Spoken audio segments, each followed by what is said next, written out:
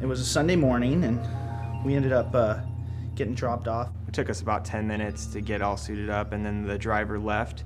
So the 5 of us were left there with just our wetsuits and boards and a camera. So after we get down there, we just paddled out and started surfing, and after about 20 minutes, 2 sheriff cars came down. And once we saw them, we knew why they were there. Started seeing the cop cars roll up. That's when I kind of got concerned. I was like, oh man, this is really going down right now. I was actually out in the water, and I thought about paddling away actually, but then I just decided it wasn't worth the struggle in the sharky waters to get away. This land is your land. This land is my land. From California, well, to the New York Island. From the Redwood Forest to the Gulf Stream water. The coastline from Santa Cruz to Half Moon Bay is just amazing. It's wide open. There's hardly any people there. Right in the middle of it is a place called Martin's Beach, which is as incredible as the rest of the coastline is. Martin's Beach is really, truly stunning. If you get down there, it's unique. There's only one way in and there's only one way out, and nobody owns the beaches. The land was originally purchased by the Dini family. When the Dinis owned the property, they lived there, and so if a car came down, wanted to enjoy the beach, they could walk out and collect the $3, the $7, the $10 that did go up over the years. There's a really nice left reef break there, and just a nice cove. I heard there's good fishing there.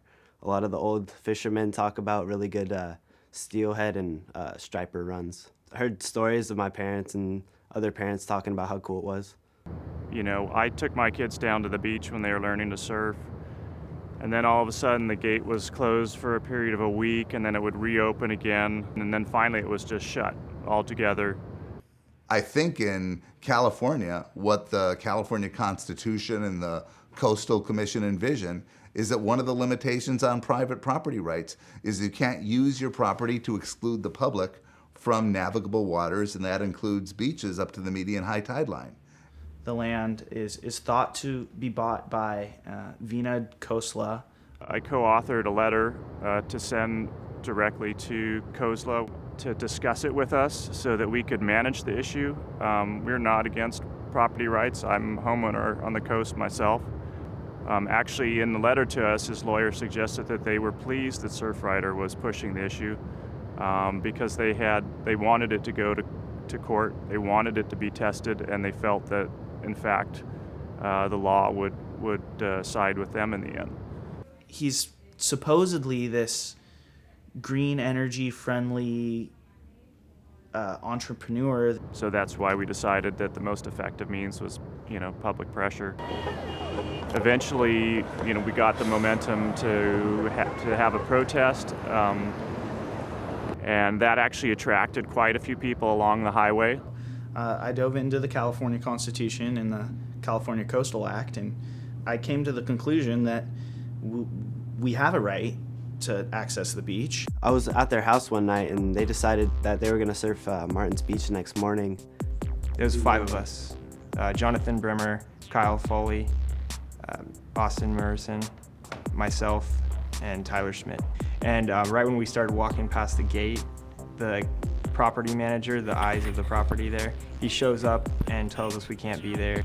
When I got down all the way to the beach and I actually stepped onto the sand, another property manager came up to me and stated, you're trespassing, I'm asking you to leave. At that point, I was already on the sand, and I responded, am I trespassing? And he said, well, no, you're not trespassing. And I'm like, well, then I'm going surfing. And I got in the water.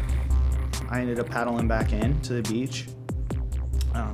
I was down the beach from where they could park, so one of the sheriffs walked down to come meet me. The first words out of his mouth was, you're under arrest for trespassing. We were a little concerned that at first, when we first got the charge, because we realized we were facing a misdemeanor charge. I've spent a lot of my practice representing people who are charged with crimes during political events.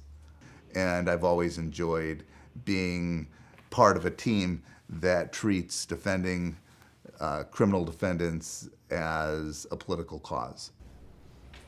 On behalf of Mr. Bremer, my name is Dan Barton. Okay, and starting with Mr. Bremer. Your Honor.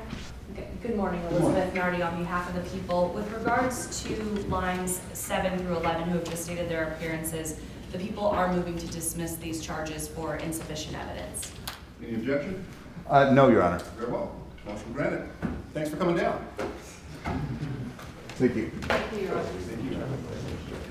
When we looked into this further, we realized that issues relating to Martins Beach particularly and beach access generally created a doubt as to whether or not the 5 gentlemen in question here were actually violating the trespass law.